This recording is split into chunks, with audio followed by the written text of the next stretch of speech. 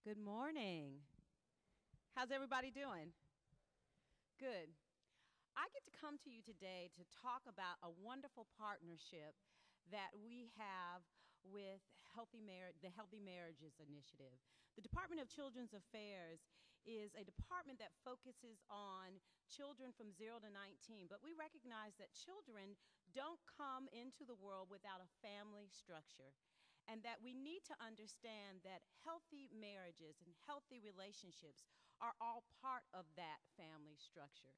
If we want to ensure that the children that we serve are healthy and happy and engaged, we have to make sure that we talk about these wonderful relationships that should exist. Now, for all the young people here, in my former life, I taught marriage and family at the University of Montevallo.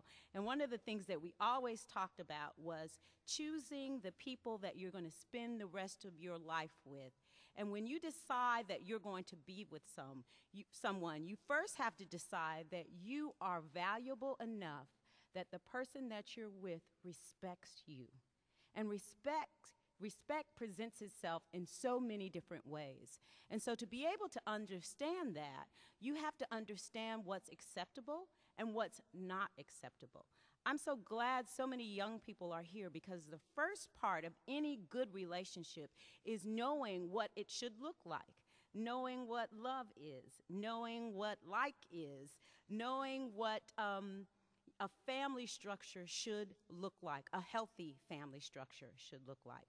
So when I was presented with this opportunity to be a part of such a wonderful, wonderful endeavor with Auburn University and the Alabama Cooperative Extension System, Francesca and I talked about it, and we said, what a seamless way to look at family dynamics, that we're all in this together, that all the work that we do, it has to be the work that we do for families.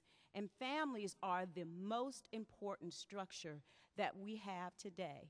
So it shouldn't be acceptable that we don't honor families. It shouldn't be acceptable that we never speak about how healthy families should look. We often talk about the dysfunctions of families, and we seldom talk about all the good things that healthy families can bring. And that's what we want to do today. So we want to welcome all of you all here today. And we know that this is going to be a wonderful day. We know that it's going to be engaging. We know that the young people have so much to share. You know, believe it or not, young people, we learn from you just as much as you learn from us. We just don't tell you that we learn so much from you. And for all of those who've been in the trenches, who've been married 20 years, 30 years, 40 years, or 5 minutes, some people are like that. It is about renewing how you look at relationships. These relationships are not only about relationships that we have in a marriage, but how we treat one another. And so as we partner together, as we look to the future, as we engage families and one another, I welcome all of you all to this conference, and we know that the best is yet to come.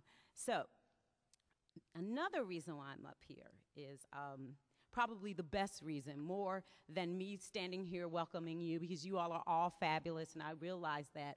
But I get the absolute honor and distinction to talk about somebody that I have all the respect in the world for. I want to tell you about a man from Clay County. Now, anybody in here from Clay County? Any Clay County people? There's one in the corner. There's one in the corner. So there's this really wonderful man from Clay County who likes to ride motorcycles, who likes to wear cowboy boots, who talks to you in plain English so you'll understand what he says. And he says what he means. He's gentle, and he's firm, and he's empathetic, and he's strong, and he's all the things that we would want a leader to be of the state of Alabama. This man, Governor Bob Riley, has brought to this state so much. And when we talk about engaging families, he has been the one who's been committed to the issue of families, demonstrated by his own family. What a wonderful family structure that he has with his wife and his children. I had the absolute pleasure of teaching his daughter at the University of Montevallo. Now, I'm really, really young, so I was a child prodigy at the time. And in our marriage and family class, she was very, how do I say it? She had a mind of her own, but she really had a good understanding of what a family should look like and what love looks like and what's good about families. And I know all of those things came from the family that she was part of. Governor Riley has made the issue of children and families a priority, and many governors talk about what they're going to do. We have had the absolute pleasure for the last 8 years of having a governor that stands on principle, even when it's not comfortable. We have a governor who, when you see him with his wife, you know that he loves her. When you see him with his children, you know that he loves his children. He gets it. He understands that all of us are important in this thing called family. So even if you weren't born into his family, he includes you in his family, like he has done for me. I am going to miss him. He hates when he says, I'm not dead. No, you're not dead. Of course you're not dead.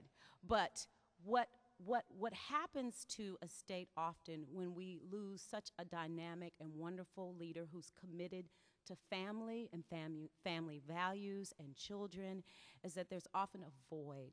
And sometimes it's hard to fill that void. So I think that we should recognize the privilege that we've had for the last 8 years. A man who's truly committed to children and families, not just in words, but in deeds.